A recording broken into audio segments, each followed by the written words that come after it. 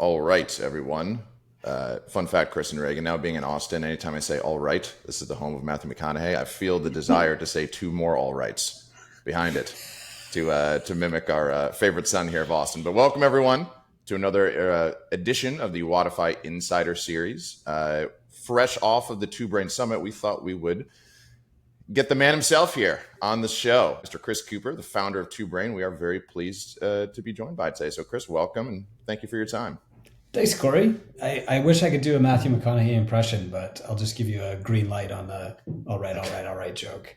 Very good. Him and I don't know if you're a True Detective season 1 guy, but Matthew McConaughey and Woody Harrelson are filming something here in Austin, and they're being seen around town all the time. So definitely watch Two Brains season 1, Chris. You're missing out. It's a great show.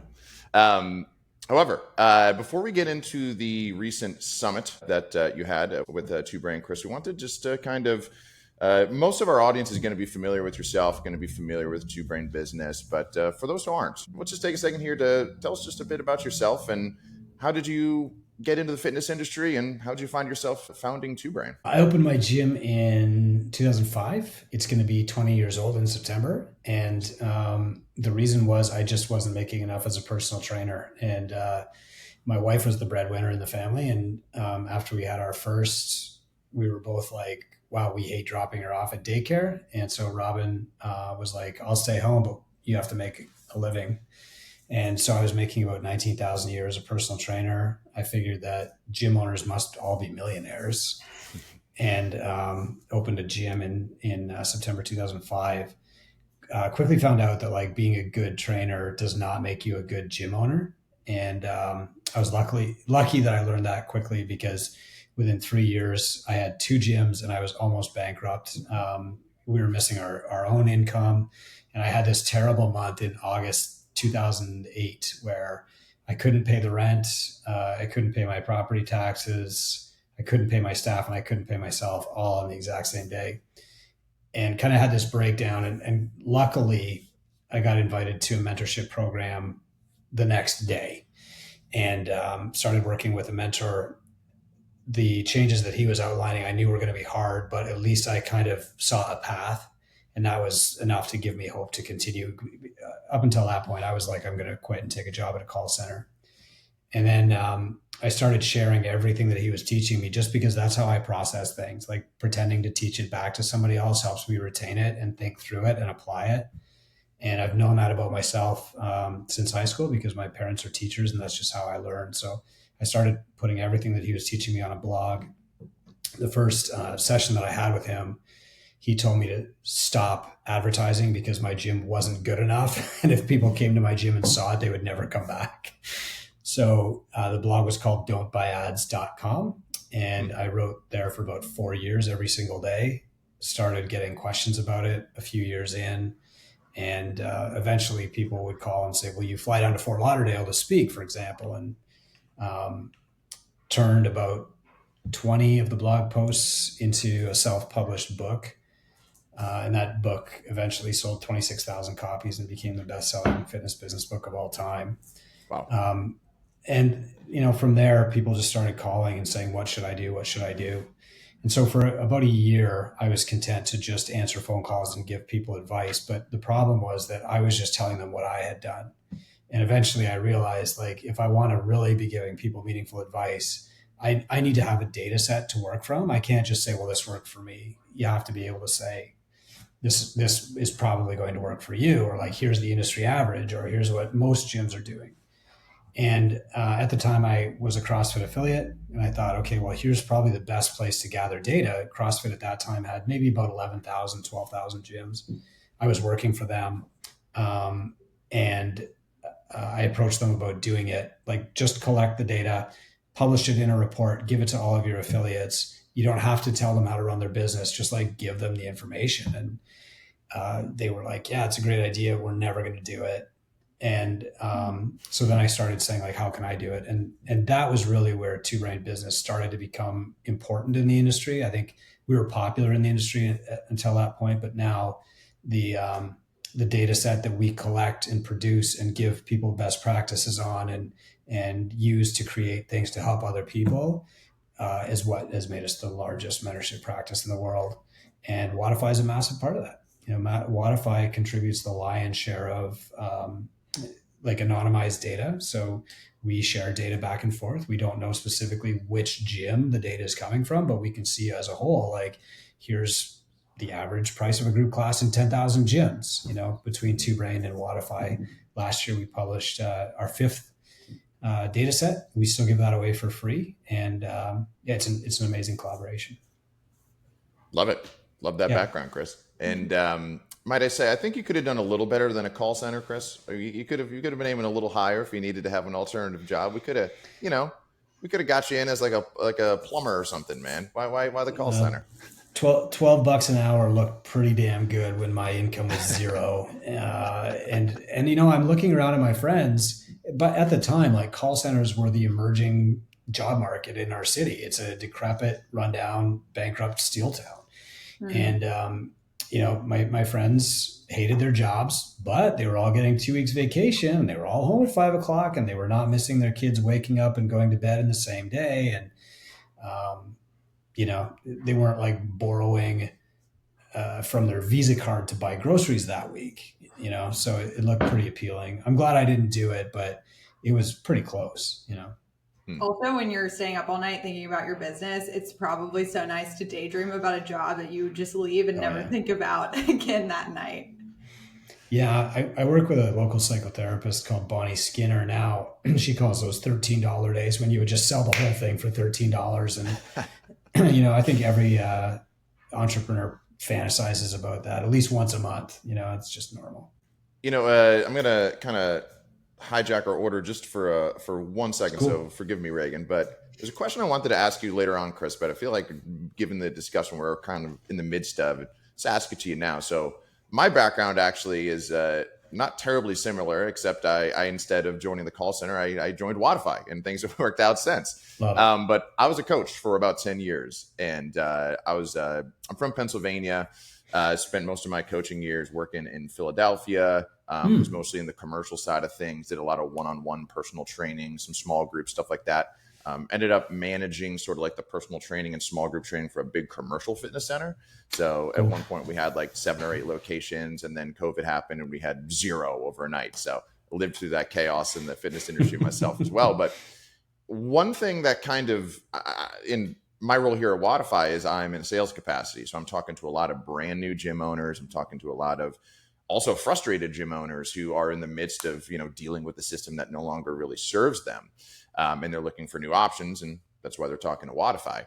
But all that being said, the fitness industry is very unique too, because there is like that element of burnout that a lot of fitness industry professionals run up against. I imagine you working with your mentees probably encounter it all the time. And the tricky thing is when you get burned out as a fitness professional, you get burned out of something that's fundamental to your health as a human being, right? Like if we're a plumber and you're just like, man, I'm just sick of plumbing. I am no longer interested in doing this. You can just not plumb and you'll be totally fine. Like you're not gonna, but you can't not be fit. There's a price to pay for that. So I guess the question is 2 parts. A, how common is that when you encounter the folks who are like, man, I'm in the gym from 9 to 5, and the last thing I want to do is stay here for an extra hour at the end of my day to manage my own workout. How common is that in the mentees you're dealing with? And then B, what are your common prescriptions for someone in that situation to be able to deal with that? It's very common. And I think the successful entrepreneurs have this ability to focus deep. And when I'm talking to entrepreneurs who are describing exactly what you're saying, Cory, I'll ask them like, hey, when you were in high school, did you buy like one tape and listen to it over and over and over until you hated it? And they're always like, yeah, man, the Scorpions. And then, when I was in high school, it was the Scorpions, right? And then I'm like, okay, did you ever have a job that you thought was going to be your dream job, and then you did it, and then you eventually hated it? Yeah. And for me, that was like, I was a fishing guide, and then I was a ski instructor, and I've never done either since quitting that job. So what you're saying is very true and dangerous. And I think like the key for me has been to go do something outside my gym. I was a cyclist, then a powerlifter, and then a CrossFitter. And when I got sick of dealing with my gym, I went back to cycling. And I said, I'm just going to give myself permission to take the summer off from training in the gym. And that was 4 years ago. And I'm still a cyclist. I go to the gym twice a week to work with one of the trainers there as a client, and that's it. So the real reason that people are burning out, though, is it is the fatigue and it is the money, and they'll probably give you a different reason. But the core of it all is always they've lost hope. And you lose hope, whether you're somebody that's pursuing fitness and you're going to quit the gym, you're not getting anywhere, you're doing a diet and you're going to quit your diet, or you're an entrepreneur and you're going to shut this business down. The reason that you lose hope is because you're working really hard, but you can't see that it's going anywhere. And it feels like random effort.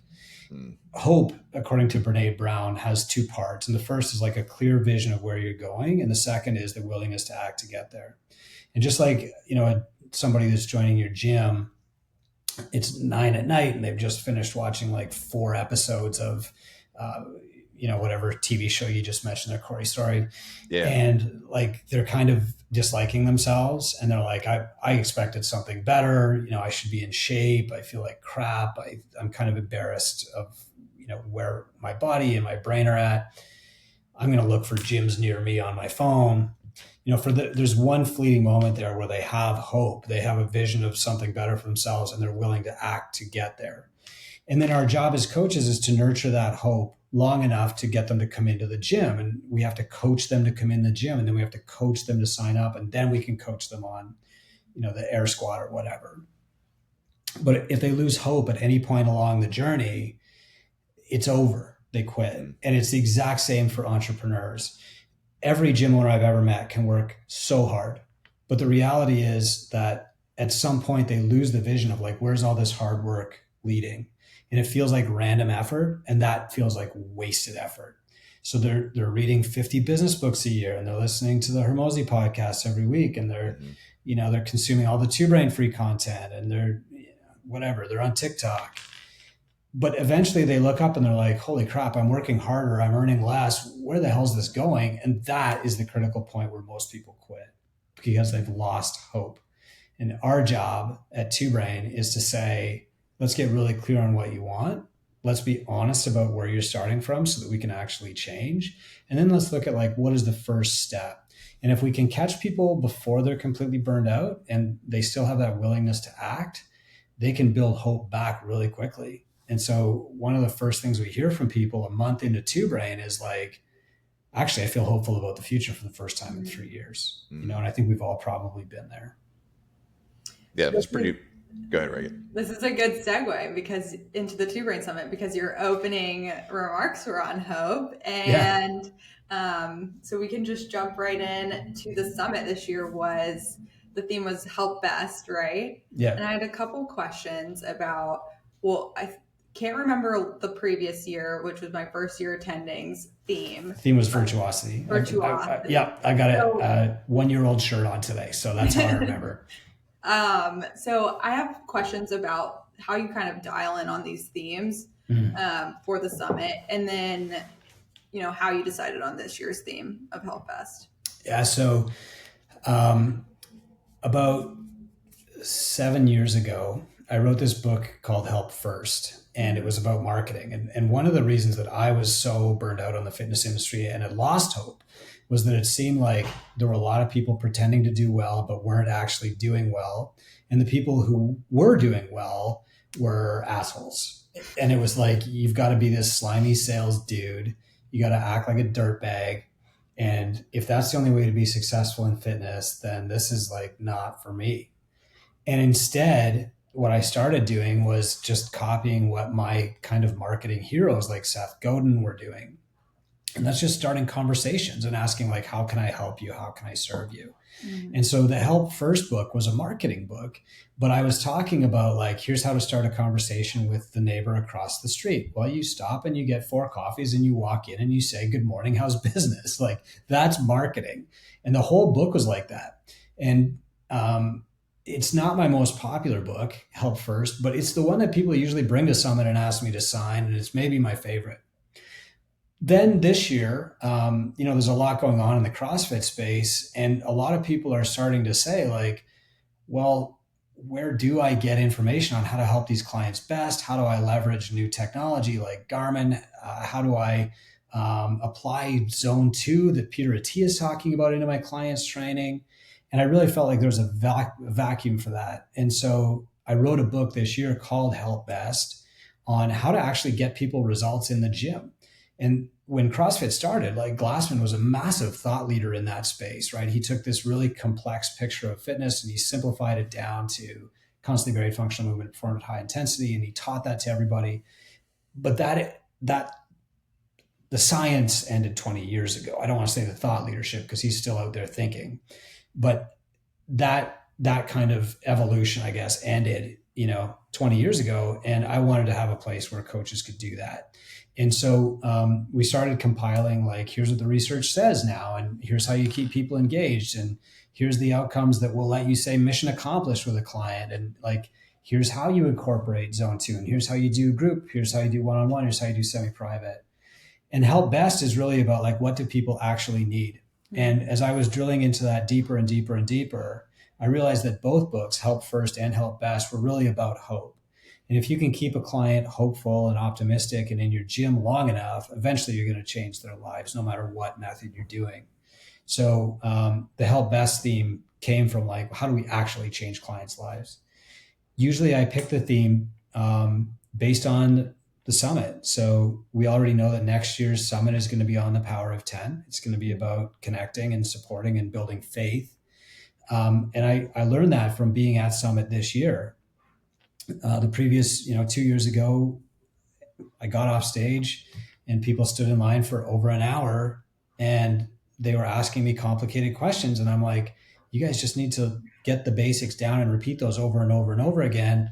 And that's called virtuosity. And that became the theme of the summit 2 years ago. So everything that I publish and write and talk about is stuff that comes up in conversation with gym owners or stuff that comes up from my own gym. I go like this because my gym is like through that wall. Perfect. It's in just kind of sticking with that, Chris. I had a question for you. It kind of seems like you were touching on some similar topics there, but how have you noticed technology in general changing some of these trends that you are noticing coming up at the summit every year? Like, well, what are some of the big trends, or just generally, like, how do you find that it's reshaping the industry? Well, I think that the big reshaping has yet to happen, but it's inevitable, it's unavoidable, and that makes it scary to a lot of people. So, for example, if you look at apps like, well, Garmin, the whole suite as a whole, or you look at like Strava, for example, Strava has solved the motivation and retention problem for a lot of endurance athletes, right? Well, how can we take what we can learn from Strava and apply that human to human in our gyms? So that's one thing. The next is like, coaches are really into the tech. I've got a Whoop band. Cool. How is that affecting your training? It's not, but I know what my sleep score is. How's that affecting your training? It's not, and it's like all the Garmin data from our watches, mine's charging or else I'd have it on, from our app. Like, we can get any piece of data, better data than a physician can get right now. But how do we actually use that to tailor a client's program or what they do? And that's what I'm really interested in right now. So, for example, like, I could open up my Garmin app this morning. Yesterday, I had intervals in zone 3. So based on that and based how I slept last night, which was not great, Garmin can prescribe me something to do today. And it can do that better than any coach in the world can, right? Based on HRV, based on what I ate yesterday, based on how I performed yesterday, based on how I slept last night. A coach should embrace that and say, okay, I don't have to make the training decision, but I can certainly be the agent of delivery instead of a robot.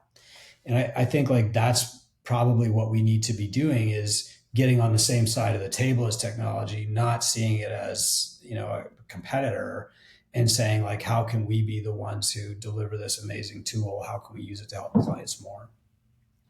Love that. And I feel like this is another one of the things I really was generally intrigued to get your take on, Chris, which is, as you've done these summits in the past and as you continue to do them moving forward, at some point, I feel like in the back, at least even when I was coaching, this is not even like going back that far. This is just 10 years ago. Like, I feel like the main product offering, the main sort of value prop for fitness professionals was still at that point information. Like, I have studied this, the practice and I understand what are the best recommendations and the proper form and the proper order and progression and things like that.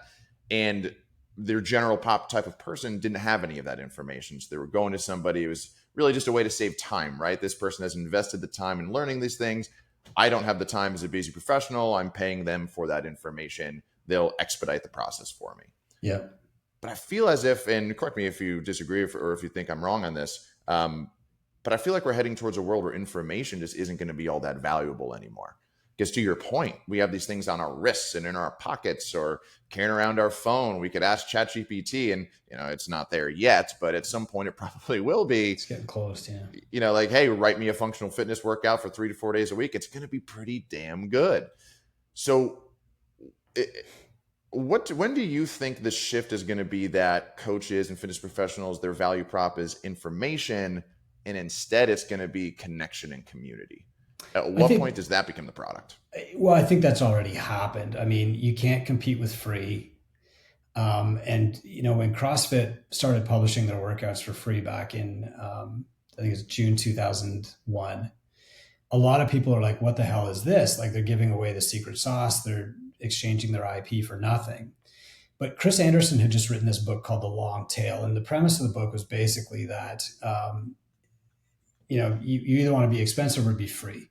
So give all your knowledge away for free, right? And Seth Godin was really promoting this in books like The Gap, and Purple Cow and stuff like that. But your actual service should be expensive. And a lot of people took a long time to get over that. But, my son just finished high school this week, and his culminating project for his fitness class in 12th grade was use ChatGPT to write the perfect fitness program for these 3 avatars.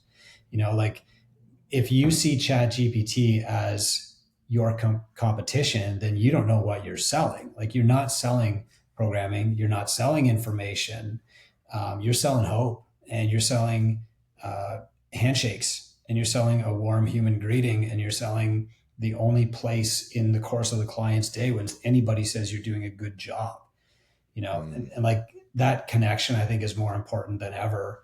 Does that have to be done in a group class? No. Does it have to be done one-on-one? No. Your model can adjust around that, but you have to, or it's more important, I guess, than ever to know what it is that you're actually selling people.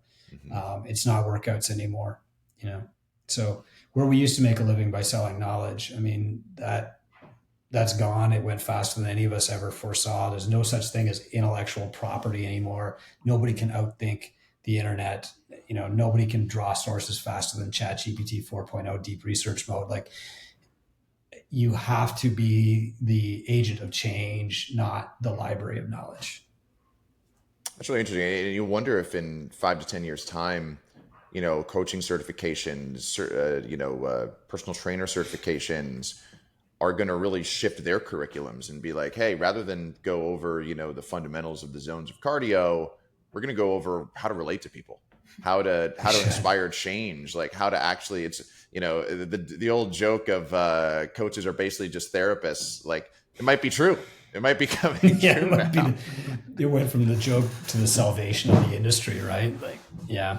Yeah. And do you think, as I feel this way, but do you think, given that sort of shift that's happening and that sort of desire for humanization of things, people are they already have, and they'll probably need more of in the next decade, say, I think fitness businesses are really well positioned because people want to see people, and there's not a whole lot of places left to go in order to achieve that. And not only do you get to see people, you get to kind of that mutual suffering, right? That mutual togetherness. Like, the places that offer that are kind of going away. So do you think fitness businesses are actually really well positioned moving forward for this?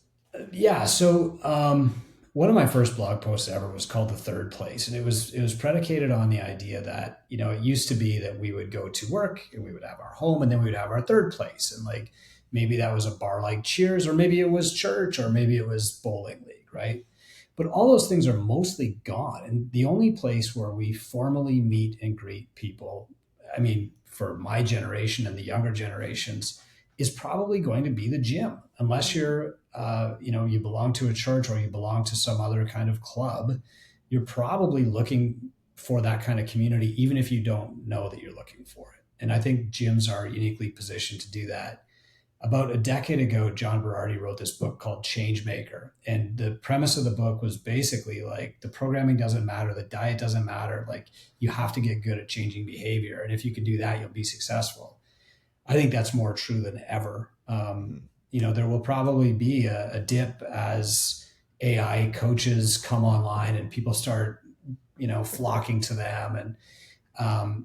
But eventually the industry will swing back toward human connection because there's just no other place where that's formally encouraged. Yeah, and just having a gym isn't enough either though. Like it's very intentional to create a gym that is a third place that makes people want to, get there an hour early and sit around and chat with people. And one of my favorite presentations from the whole summit weekend was Joey Coleman's. He's just so engaging. It was just, he's like, my ADHD loves him. I'm just like locked in the whole time. But he wrote a book, Never Lose a Customer Again. And I think he just had so many directly, like, he just tied his concepts that I think are more like B2B, larger business tactics, and he tied them to gyms. And I think when we're talking about like how accessible information is now, I think the key part is still the deep knowledge and understanding of a concept that is required to take a concept and break it down in a very simple way or apply it to a very specific circumstance. So Joey took, Never Lose a Customer Again, which I think he wrote mostly for like larger tech companies and stuff like that. And he applied it to the fitness business in a way that these gym owners could immediately see themselves in what he was talking about. And I think that's incredible. And I think even though information is so accessible right now, that deep knowledge and understanding is irreplaceable. And somebody's ability to, like, in a very engaging way, explain it to somebody where I immediately see myself in it, I just don't think you can replace that. And that can apply to like these concepts at the summit and your speakers, and also like how you're talking with your clients at the gym. I actually, Einstein called that the mark of genius, right? It was the ability to make the complex simple. And so like Glassman had it, Joey Coleman has it, Mike Michalowicz is really, really good at it. Like if you can take a business writer's book and summarize it on a page, that's pretty amazing. Like they've taken something complex and made it simple. I think smart businesses work really hard at it. I'm not good at it, but I see the value of it. And that's why we have a big media team to do that. So when we publish a blog post every day, we've been doing that for over a decade. Generally, the blog post that I give to the editor is 1,500 words, and he makes it something really good and salient and something that people can act on right now, because I do think that's important. And like, ChatGPT can summarize very well. Mm-hmm. It can, make things succinct, but it can't make them important. And that's the problem, is like, if you don't know your audience extremely well, the message isn't going to land. You can make a comic book if you want to, but it's not going to matter. And that relationship value is always going to be so important. Yeah. And I think that's something that drew me to Two Brain back when I was managing CrossFit affiliates, was you guys were taking business concepts and tactics and directly applying them to the fitness industry. I wasn't having to like open up some book about just general business and then try and like make the jump myself with no business background. Like you guys were giving almost a prescription, like focus here, do this, then move on to this next thing. Because when you're doing all that research on your own, it's overwhelming. And I think for gyms, they're doing that same thing for their customers. Like if I go and start looking into how to get fit fast or the best way, I'm going to get a million different ideas, but I need somebody in front of me with confidence to say, no, this is what we're going to do today. This is the one thing we're going to focus on. And then to like pat me on the back and give me a high five and tell me I did a good job afterwards. And I'll see you tomorrow. So I think like what you guys are doing is just invaluable for gym owners. Thank you. And I totally agree. I've been a fitness coach now for 29 years, gym owner for 20. And I have a cycling coach, I have a nutrition coach, and then I have a strength coach. And, in the next hour, I'll go visit the strength coach. And it's not because I don't know what to do, to Cory's point. It's because I need somebody to say, do this right now, and I don't have to think about it. Yep. I have a coach myself, and it's for that exact reason. And funnily enough, we barely even talk about fitness anymore. We're just talking about, he's essentially my therapist. So I'm living proof that this is happening. He's basically just like, we're honestly at some point, it's almost just discussing about how to integrate these practices in your life as things get busier and busier. Like sometimes that's really the key coaching thing. It's just like, let's actually get the logistics of this on paper and try to figure out like how we can squeeze these things into your calendar still. Because managing the calendar sometimes I think is a coach's biggest job for some of these customers, and proving to them that they still have the time to do these things. A local physio said to me, I don't know, 5 or 6 years ago, Cory, he's like, if you really care about your client, then you have to care about their family. And if you really care about their family, then you have to care about their neighborhood. And what he was talking about is like, I joined your gym. Okay, I'm motivated and I'm inspired. And for the first 90 days, I'm excited. And then it's like, wow, I'm paying a lot of money for this. I'm not seeing any results yet. I got to go home. I woke up my dog and cat this morning when I left the house. Now everybody's awake early and they're mad. I got to make 2 dinners tonight because I'm eating something different from the pizza that my kids are eating. Like, if you really want to change somebody's lives, you pretty much have to change their family. And everybody's familiar with, like, you are the average of the 5 people you hang around with. You have to change those 5 people. And you can change it by changing the people or changing the people that you hang around with. And so, like, one of the most important things that a coach can do is say, like, I know Cory, is your wife still excited to golf this year? Like, can we get her in here and just do some mobility before pickleball season starts, whatever. And gradually, like, expand your influence into that family and then into the workplace too. And if you can do that, I mean, you've changed their life forever. And you've probably solved your client acquisition problem at your gym too. That's an important question. Like Nicole, founder of Healthy Steps Nutrition, she's like, if you have somebody in for a nutrition consult and you don't ask them who does the cooking and grocery shopping in their house, like, you could have just missed a major point and key to their success. Because if their husband's doing the work and he's not on board, or the wife's doing the work and she's not on board, like, that person's already fighting an uphill battle. Like, you have to really care and ask those questions. That's the cool thing about Nicole is, like, she is living through and has lived through all of those things. And that's why she's so good at coaching other nutrition coaches, because you hear that and you're like, why didn't I think of that? And that's a common element of genius. They say something and you're like, that seems obvious, but until they said it, it wasn't. Totally. And I feel like tell me if you experience this as well, but the other thing of coaching, I feel like, is just keeping them away from the extremes sometimes. Because I always tell this story, because it's just an example of how people don't know what they don't know sometimes with fitness. And even though that information is readily available, if they're so new, they haven't even, scraped the surface of it yet. I had this woman come in, never really exercised before. She was so excited to get into a program the first time. She was motivated. She just was ready to take care of herself again. She had a child. Everything was good in that regard. They were in school. She could finally have a little time for herself. I come in, we do a pretty easy workout. We go through all the main patterns. I used to do my same orientation, which was a question I had for you afterwards. But, I did a push, a pull, a squat, and a hinge, and just kind of general full body workout.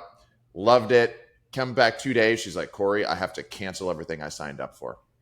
And I was like, why is that? She goes, well, I really appreciate your time, but there's no way what you did with me was correct. I was like, well, what do you mean? She goes, well, I am sore as hell today. There's no way exercise makes you feel pain. That can't be right. Yeah. And I was just like, whoa, sit down. We have to talk about this. She had no idea. Like, I actually had to pull up on Google delayed onset muscle soreness. I'm like, see, this is a real thing. Yeah. This is what you're experiencing. You don't have to go to the doctor or the hospital. Like, you're going to be just fine. And she legitimately just had no idea. So, and also too, some of that information we talked about that's readily available, there's a lot of crap out there too. Totally. There's just so much extremism. And unfortunately, like, the extremism, especially in the fitness industry, really sells. Like, I'm here in Austin, Texas, and it's kind of like the fitness influencer headquarters of the United States. And man, let me tell you, Like we got people, telling you to stare into the sun directly so you get sun calluses. They were calling it solar calluses. And I was like, we've officially gone too far. We need to backtrack a little bit. But yeah, I mean, sun calluses. I imagine solar calluses. I misspoke. Solar. Oh yeah, it's science now, right? Okay. Yes, exactly. Yeah, I mean, is that something you kind of have noticed? I mean, maybe it's just it's yourself when you're learning new things and working with the coach, or is that something you deal with? Dealing with the coaches that are mentees of yours, just keeping them out, kind of down the center there, keeping them on the green. Well, and that was part of the point of Help Best, right? Because there is so much information out there, and I don't think any of us were taught how to filter properly in school. School was about acquiring and storing knowledge, short-term or long-term. And unfortunately, we never even envisioned a time when all knowledge was available outside of our brains for free instantaneously. Like, you don't have to remember really very much of anything now except how to spell delayed onset muscle soreness. But the problem is that we've never developed filters, and nobody has applied like thinking scientifically or thinking with skepticism about what they see or read. My parents read Facebook like it's the news, and that very, very, very common. Our clients, they'll read something about a detox or a cleanse, stuff that you and I roll our eyes at, like, oh my God, people still believe in cleanses after the 1970s. I can't believe it.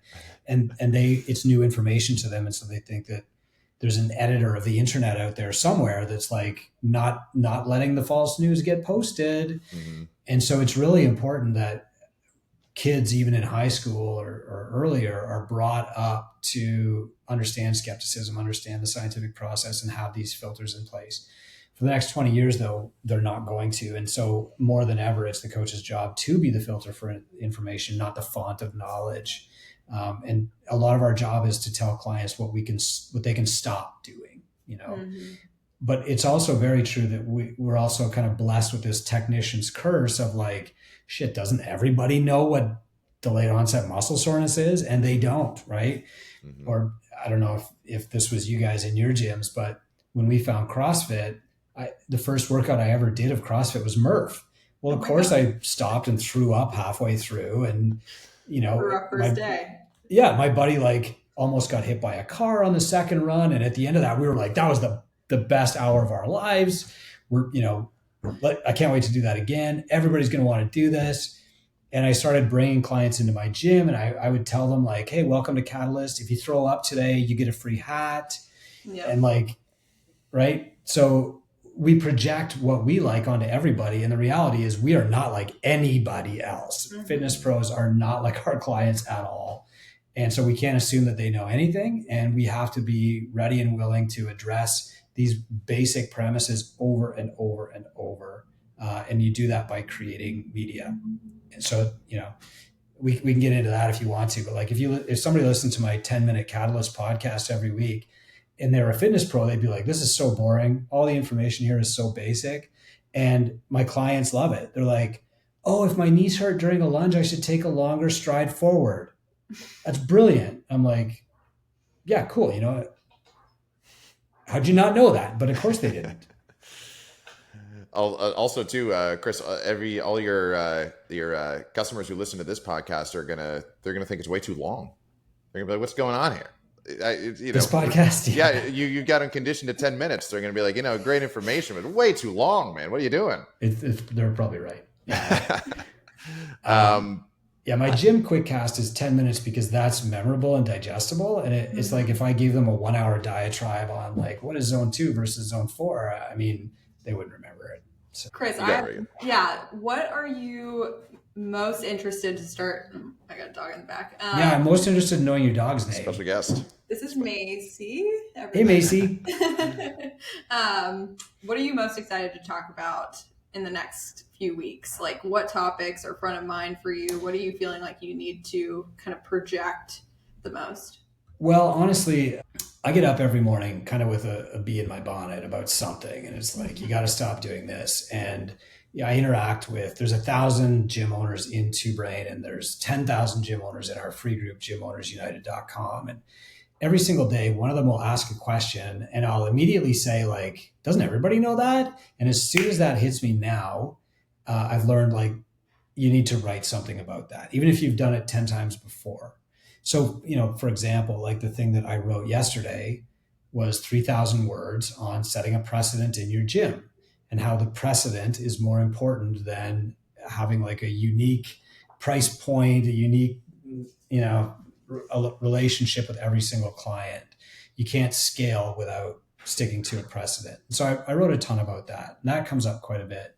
Longer term, what I'm really interested in doing is continuing to refine like how fast we can get gyms results. So we've just wrapped up a 2.5-year study on like what are the best gyms in the world, the fastest growing gyms in 2Brain doing, and we know exactly what that is. And now that we know exactly how to do that, the process is like, how do we do that faster? Yeah. So for example, in our first 6 years, we produced about 26 millionaires. Cool. Like nobody was a fitness millionaire when I was starting out. It took us 6 years to produce the first 26, and we produced the next 26 in 6 months. And it's because we're just getting better and better at applying what has to happen, but also what doesn't, and what you can skip and what you can avoid.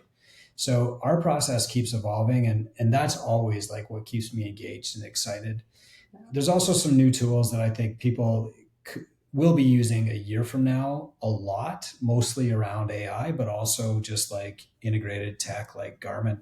I mean, every single client at your gym is either wearing a Garmin or a Fitbit or a Whoop or something. Like, maybe these tools should be in our toolkit. Do you have like I'm sure you have lots of aha moments as you've refined your process of working with these gyms, but is there one in particular that sticks out? There's so many of them that I'm getting like an aha callus, I think. Yeah. But it's like, I think the biggest aha moment in the last year was what led to the Golden Hour book. And so, I've got 9 books now, and they're all full of like, do this, do it like this. Here's a template, copy this, paste this. And I try to make them as directive as I can, and they've gotten better over time. But about a year ago, I was sitting with our CMO, John Franklin, and he was like, yeah, but what do you do? And I'm like, well, I told you I do this and then I do this. He's like, yeah, but what do you do? And what came out of that conversation was the Golden Hour. And so I developed this practice years and years and years ago, and it's in the book, but like every day I do one thing to grow my business before I do anything else. I'm pretty ADHD. I'm easily distracted. I have 80 Slack messages waiting for me just while we're on this call, but if I start the day by doing one thing that is going to grow my business and the rest of the day just kind of like goes to hell, that's fine. I can sleep that night. And so that's what the Golden Hour kind of came to. And when we were doing a deep dive into like the fastest growing gyms in 2Brain, so these are like the top 12% of the 1,000. What do? Well, they all make an appointment with themselves to do the work. They all have kind of like a Golden Hour type routine, first thing in the morning or late at night or midday, whatever, right? Like 3 o'clock is the time when I sit down and I do the work that my mentor told me, or 7 a.m. is the time that I sit down and I do my business work. Like they all had that practice. That was a huge epiphany for me. And so we wrote the Golden Hour, and that has made just such a crazy difference in how fast these gyms are growing. Like the top ones are growing at 32 times the industry average now, which is insanity. Yeah, that's hugely impressive. And it's just 1 hour. Yeah. People do that with their workouts. I'm going to work out at 5 a.m. because my entire day can go to disaster, but I still know I got that done, and I can kind of move confidently throughout my day because of it. So that's awesome. And if they're looking for something to do in that hour, you have a ton of really awesome resources at 2Brain. Yeah. So where can people find your resources? Just go to 2brainbusiness.com and click on blog. What we try and do every day is give you like one actionable thing that you can do. Like the old CrossFit workout of the day when the CrossFit main site was cool. It's like, do exactly this today. We try to get to that level of simplicity. But goldenhourchallenge.com has like a 6-week challenge that you can follow step by step by step. Every week it gets more challenging, and it's just the basics. People read that book and they're like, well, you didn't give me any new social media tips. And I'm like, you don't need any new social media tips. You need to do social media. And that was that was the big epiphany to a lot of people, is they needed to get consistent with the work instead of chasing novelty and finding the new thing all the time, just like their clients. Yeah. Yeah, for sure. All right. I will definitely be sharing those links in the YouTube video description. Thank you. The Golden Hour Challenge sounds awesome. Looks like you just sign up and it's going to drop right to you. 100% free. Yep. There's videos showing you exactly what to do. Like, there's no guesswork at all. Oh, I love that. It's what we're talking about. You want to just be able to show up, tell me what to do, and then just do it. So, like the business version of that. Cory, anything? No, we very much appreciate being here, Chris. We know you got a long day of staring into the sun ahead of you, so we'll let you get to it and work on those calluses. But before we go, I'm going to pay you a compliment, make you feel awkward. I deal in a sales capacity here, a lot of new customers coming into the business, and honest to goodness, a whole sales team would tell you, if we get on a demo call and we find out they're a two-brand customer, immediately they become 10x more qualified. Like that's someone who we really just like, all right, they have their stuff together. They know what they're doing. They're taking this seriously, and just always great customers. So you guys do great work, and we're always happy to collaborate. Thanks. Yeah. And you know, we love working with Wodify.